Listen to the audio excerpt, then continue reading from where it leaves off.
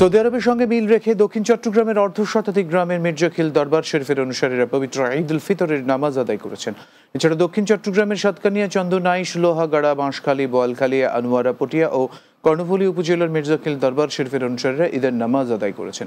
মির্জাখিল দরবারের মির্জাখিল দরবার শরীফের পীর সাহেবের বড় সাহেব জাদা ডক্টর মাওলানা মোহাম্মদ মকসুদুর রহমান ঈদ উল ফিতরের নামাজের ইমামতি করেন। চট্টগ্রামে জুলাই গণঅভ্যুত্থানে নিহতদের মাগফিরাত ও ইফতার মাহফিল করেছে জাতীয় নাগরিক পার্টি আনোয়ারা উপজেলা শাখা।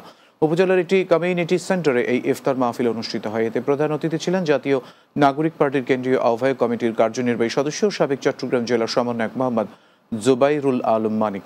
পার্টির সংগঠক অ্যাডভোকেট মোহাম্মদ কায়সারের সভাপতিত্বে এ সময় উপস্থিত ছিলেন সংগঠক ইঞ্জিনিয়ার মোহাম্মদ হাবিবুল্লাহ সহ রাজনীতিবিদ, সাংবাদিক ও বিভিন্ন পেশাজীবী সংগঠনের নেতৃবৃন্দ। আন্তর্জাতিক সংবাদ।